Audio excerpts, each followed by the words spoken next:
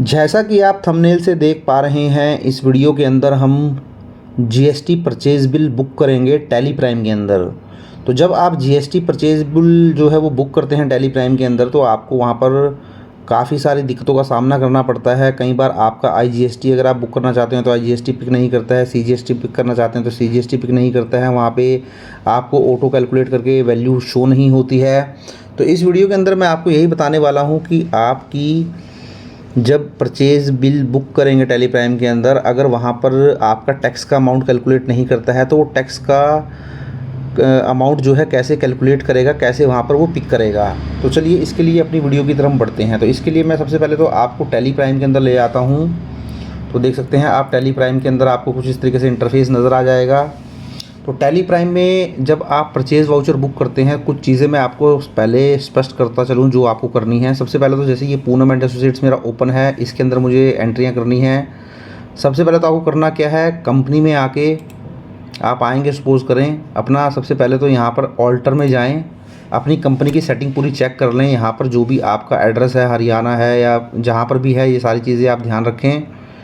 उसके बाद आप क्या करें, बाहर आ जाएँ। यहाँ पर जब आप ऑल्टर में आएंगे तो यहाँ पर देखिए, जब जीएसटी डिटेल्स में आएंगे नीचे, तो जीएसटी डिटेल्स आप प्रॉपर्ली चेक कर लें कि आपका जो स्टेट वगैरह है वो प्रॉपर्ली मेंशन है, आपकी जो जीएसटी डिटेल्स वगैरह हैं वो प्रॉपर्ली मेंशन की हुई हैं। उसके बाद हम अपना परचेज़ का वाउचर बुक करेंगे। तो परचेज़ का वाउचर बुक करने के लिए आप यहाँ पर वी पे, वाउचर पे वी क्लिक कर सकते हैं या वाउचर पे भी क्लिक कर सकते हैं। इस तरीके से आपको इंटरफेस नज़र आ जाएगा। तो देखिए यहाँ पर भी जब आप परचेज़ बुक करते हैं तो यहाँ पर भी दो चीज़ें हो सकती हैं। कई बार तो आप मटेरियल परचेज़ करते हैं, तो मटेरियल परचेज़ करने के लिए हमेशा आपका इस मोड में ही एंट्री होगी। यहाँ से कंट्रोल एच आपको प्रेस करना है, एच मतलब हॉर्स। तो कंट्रोल एच आप प्रेस करेंगे तो यहाँ पे आपको आइटम इनवॉइस नज़र आएगा, अकाउंटिंग इनवॉइस नज़र आएगा। अगर आप सपोज़ करें कोई सर्विसेज वगैरह परचेज़ कर रहे हैं, जैसे कोई प्रोफेशनल सर्विसेज है, आपने कोई सीए की सर्विस ली, तो वहाँ पर आपको क्वांटिटी या वगैरह मेंशन करने की ज़रूरत नहीं होती है, तो इसमें आप अकाउंटिंग इनवॉइस में एंट्री कर सकते हैं। बट जहाँ पर भी आप परचेज़ करेंगे, कोई आइटम परचेज़ करेंगे, कोई गुड्स परचेज़ करेंगे, तो हमेशा आपको आइटम इनवॉइस मोड में ही एंट्री करनी है। तो ये आप ध्यान रखें। तो मैंने ये इस तरीके से परचेज़, एक मैं बिल बुक करके आपको दिखाऊंगा। कोई लैपटॉप हम परचेज़ कर रहे हैं सपोज़, तो उसकी एंट्री करके दिखाऊंगा, और सीजीएसटी आईजीएसटी वगैरह की कैलकुलेशन कैसे कैलकुलेट होगी वो भी बताऊंगा। क्योंकि जनरली क्या होता है, बहुत सारे केसेस में आपका टैक्स का अमाउंट वो बाय डिफ़ॉल्ट उठाता नहीं है।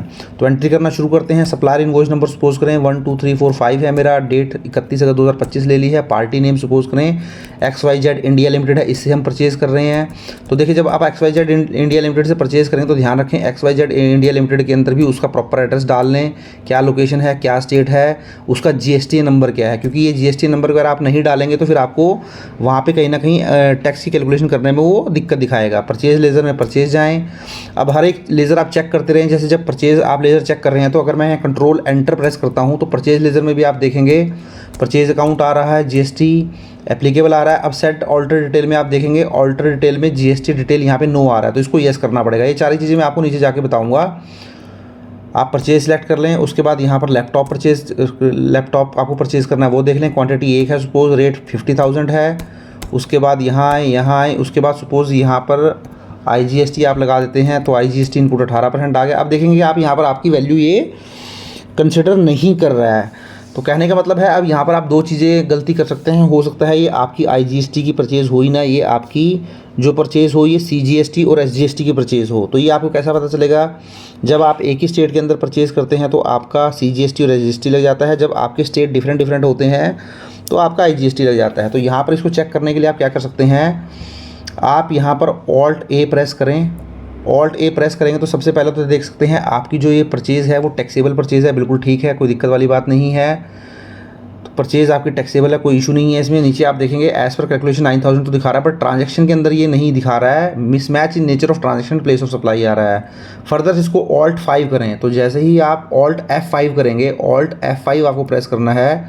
जैसे ही आपने ऑल्ट प्लस F5 प्रेस किया तो आप देख सकते हैं यहाँ पर इसने दिखा दिया है कि ये जो ट्रांजैक्शन है ये 18% में आईजीएसटी में ना जाके सीजीएसटी और एसजीएसटी में जाने वाला है। तो सीजीएसटी 9%, एसजीएसटी 9%।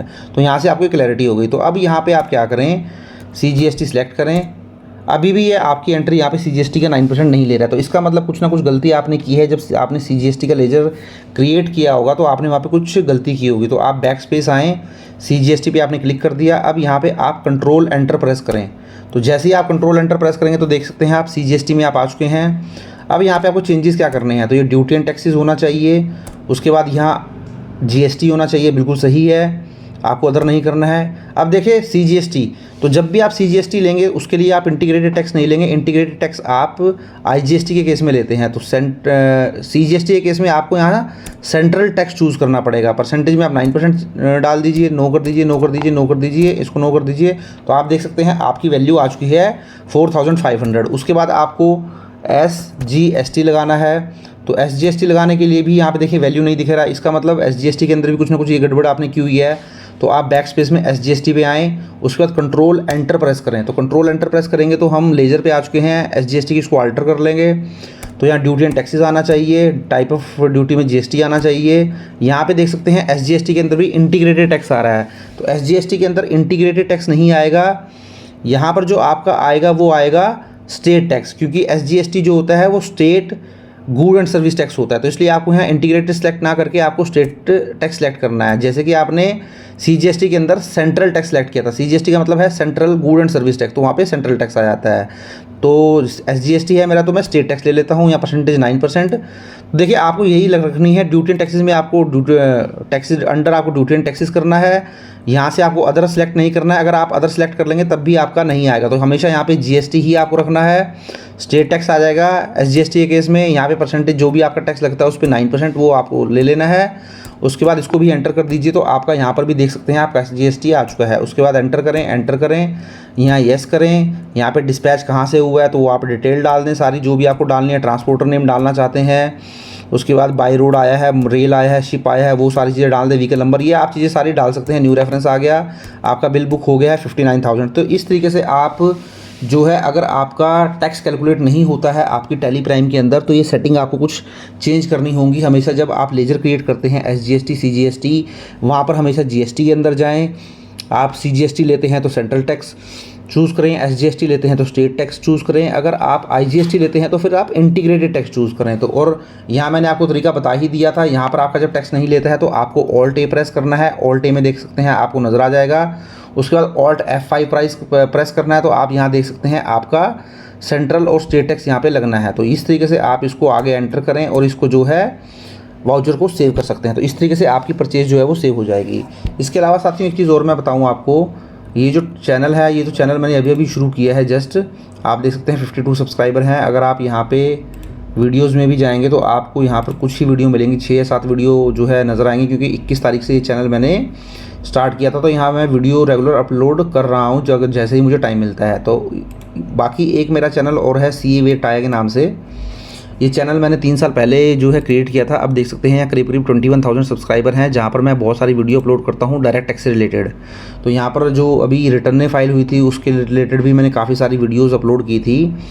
तो यहाँ पर मुझे काफ़ी सारे कमेंट आते थे, सर प्लीज़ आप एक टैली से रिलेटेड भी चैनल क्रिएट करें या फिर आप अकाउंटिंग से रिलेटेड चैनल क्रिएट करें, ताकि हमें यहाँ पर भी आपसे कुछ सीखने को मिले, या कुछ हमारी क्वेरी है तो हम यहाँ पे कमेंट करें तो आप जो है रिप्लाई कर दें। तो मेरी कोशिश यही रहती है कि मैं रिप्लाई कर देता हूँ। तो यहाँ पर भी आपकी कुछ क्वेरी है तो आप मुझे कमेंट करें, मैं कोशिश करूँगा उसका रिप्लाई करने की। तो वीडियो अच्छा लगा तो उसको लाइक करें, और अगर चैनल पर फर्स्ट टाइम विजिट किया तो चैनल को भी जरूर सब्सक्राइब कर लें। Thank you very much.